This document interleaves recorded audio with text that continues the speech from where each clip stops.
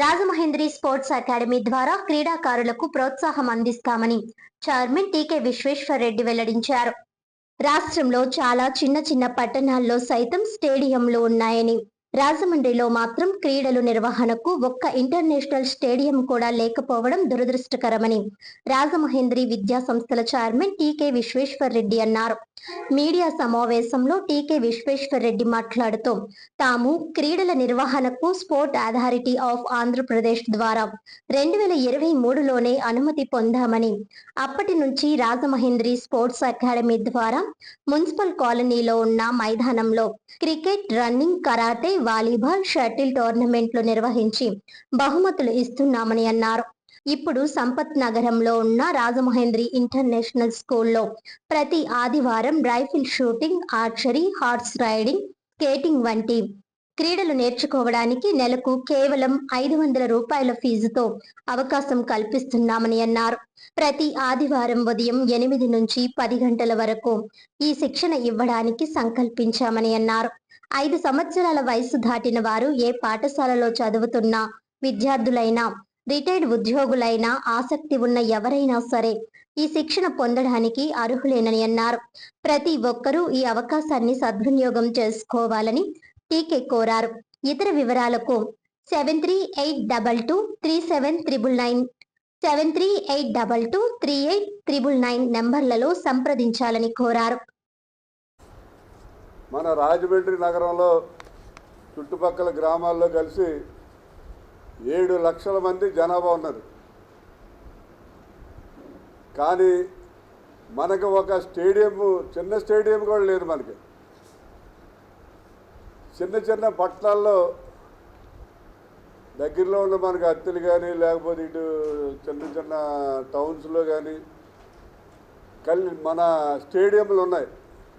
కానీ మన రాజమండ్రి నగరానికి క్రికెట్ ఇంటర్నేషనల్ స్టేడియం అవసరం అయినప్పటికీ కూడా మనకి పనిచేసినటువంటి పాలకులు, ఎమ్మెల్యేలు కానివ్వండి, ఎంపీలు కానివ్వండి, మంత్రులు కానివ్వండి, అదిగో వచ్చేస్తుంది స్టేడియం, ఇదిగో వచ్చేస్తుంది స్టేడియం అని చెప్పారు తప్ప ఎవరు కూడా స్టేడియం తీసుకువచ్చేటువంటి ప్రయత్నాలు ఎవరు కూడా చేయలేదు.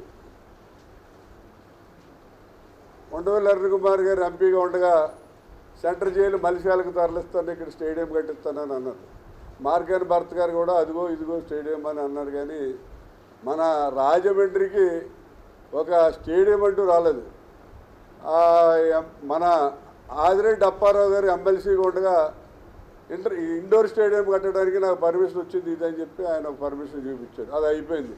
తర్వాత మార్గాని భర్త గారు అదే ప్లేస్లో మళ్ళీ ఇంకో పర్మిషన్ పెట్టుకొచ్చాడు, అది అయిపోయింది. ఇప్పుడు మొన్ననే రీసెంట్గా ఆదిరెడ్డి వాసు గారు మళ్ళీ అదే ప్లేస్లో ఇండోరియం స్టేడియం కడతానని చెప్పి మళ్ళీ ఇంకో పర్మిషన్ తెచ్చాడు. అసలు ఏంటి, అసలు రాజమండ్రికి ఇంత దౌర్భాగ్యమైనటువంటి పరిస్థితి రావడానికి కారణం ఏంటి? అందరూ కూడా మనం జనరల్గా చూస్తూ ఉంటాం, వర్షాకాలంలో పెళ్లి జరిగితే పైనుంచి వర్షం కురుతుంది అనుకోండి, పెళ్ళి అయిపోయిన తర్వాత అరుంధతి నక్షత్రాన్ని మనకి చూపిస్తారు. ఆ వర్షంలో నక్షత్రాలు ఎక్కడ కనపడతాయి? కనపడవు. అప్పుడు ఏం చేస్తారంటే ఒక జల్లీడు అడ్డెట్టి ఎగో చూడు చూడు జల్లీళ్ళలోంచి చూడమంటారు. ఆ జల్లీళ్ళలోంచి చూస్తే మనకి ఏదో కనపడుతుంది, ఏం కనపడదు. అదే అరుంధతి నక్షత్రం, అదే అరుంధతి నక్షత్రం అని చెప్పి చెప్పడం జరుగుతుంది. ఇప్పుడు మనకు పాలకులందరూ కూడా ఇద్దరు ఎమ్మెల్యేలు కానివ్వండి, ఎంపీలు కానీ, మంత్రులు కానీ అందరూ కూడా వర్షంలో పడినప్పుడు జల్లీల్లో అరుంధతి నక్షత్రం చూపెట్టారు. కానీ ఎవరు కూడా మరి రాజమండ్రి కార్పొరేషన్లో మనకి ఒక ఇంటర్నేషనల్ స్టేడియం తీసుకొద్దామని ప్రయత్నం చేయలేదు, తీసుకురాలేదు. ఒక 4 years బ్యాక్ నేను స్టేట్ శాప్ నుంచి అక్కడ ఉన్నటువంటి వైస్ ఛాన్సలర్ కమ్ ఎండి ఆయన స్పోర్ట్స్ అథారిటీ ఆఫ్ ఆంధ్రప్రదేశ్ వాళ్ళు నాకు ఒక ఆర్డర్ ఇచ్చారు. ఏంటంటే రాజమండ్రిలో మీరు స్పోర్ట్స్ కండక్ట్ చేయొచ్చు, దానికి కలెక్టర్ గారు కానీ డిస్ట్రిక్ట్ స్పోర్ట్స్ ఆఫీసర్ కానీ మీకు పూర్తిగా సపోర్ట్ ఇస్తారు. మీకు కావాలంటే సర్టిఫికెట్లు అవి కూడా శాప్ ద్వారానే సర్టిఫికెట్లు వస్తాయని చెప్పి ఆయన చెప్పడం జరిగింది. సర్లే, అప్పటి నుంచి కూడా మున్సిపల్ కాలనీలో ఒక గ్రౌండ్ ఉందండి, 3 acres గ్రౌండ్లో. ఆ గ్రౌండ్లో కంటిన్యూస్గా రెగ్యులర్గా క్రికెట్ టోర్నమెంట్స్ కండక్ట్ చేస్తున్నాం, అలాగే వాలీబాల్ టోర్నమెంట్స్ కండక్ట్ చేస్తున్నాం, అలాగే అక్కడ షటిల్ ఆడుతున్నారు.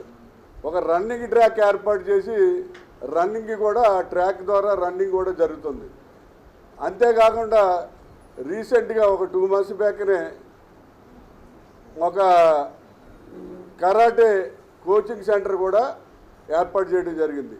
మరి ఈ రకంగా మన రాజమండ్రిలో ఏదో రకంగా అంటే మన చేయటానికి దానికంటే కూడా ఎక్కువగా ప్రయత్నాలు చేస్తూ పిల్లలకి స్పోర్ట్స్లో ఎక్స్పర్ట్ చేయాలని చెప్పి ప్రయత్నాలు చేస్తున్నాం. అవకాశం రాలేదు, ఎందుకంటే ఏదైనా పదవిలో ఉన్నవాడు చేయగలుగుతాడు, కానీ స్టేడియం అంటే చిన్న విషయం కాదు, 30-40 కోట్లు అవుతుంది. అది మామూలు వ్యక్తులు చేసేది కాదు. ఎప్పటికైనా నాకు అవకాశం వస్తే డెఫినెట్గా రాజమండ్రిలో ఇంటర్నేషనల్ స్టేడియము, క్రికెట్ స్టేడియం కట్టడం అనేది జరుగుతుంది. అది మాత్రం నేను రాజమండ్రి ప్రజలకే వాగ్దానం చేస్తున్నా. ముఖ్యంగా ఇప్పుడు ఉన్న విషయం ఏంటంటే రాజమహేంద్రి స్పోర్ట్స్ అకాడమీ ఆధ్వర్యంలో మేము అక్కడ రైఫిల్ షూటింగు, ఆర్చరీ అంటే బాణాలు వేయటం అనేది, అలాగే హార్స్ రైడింగు, అలాగే స్కేటింగు, ఈ 4 మీద కూడా ఎక్స్పర్ట్స్ చేత ట్రైనింగ్ ఏర్పాటు చేశాడు. అంటే ఈయన ఉన్నాడు, ఈయన రాము అండి. ఈయనకి 3 times నేషనల్ లెవెల్లో బెస్ట్ స్కేటింగ్ అవార్డు వచ్చింది. ఎన్నిసార్లు? 3 సార్లు, 3 times వచ్చింది. అలాగే హార్స్ రైడింగ్, వీళ్ళు కూడా ఎక్స్పర్ట్, చాలాసార్లు హార్స్ రైడింగ్ వాటిలో పాల్గొన్నాడు.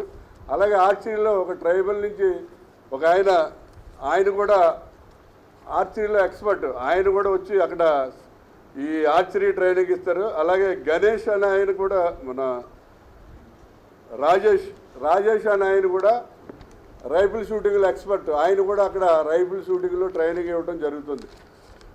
ఈ 4 ఈవెంట్స్ కూడా హార్స్ రైడింగ్ కానివ్వండి, రైఫిల్ షూటింగ్ కానివ్వండి, ఆర్చరీ కానివ్వండి, అలాగే స్కేటింగ్ కానివ్వండి, ఈ 4 ఈవెంట్స్ రాజమహేంద్రి ఇంటర్నేషనల్ స్కూల్లో ఉదయం 8 నుంచి 10 గంటల వరకు 2 hours అక్కడ ట్రైనింగ్ ఇవ్వడం జరుగుతుంది.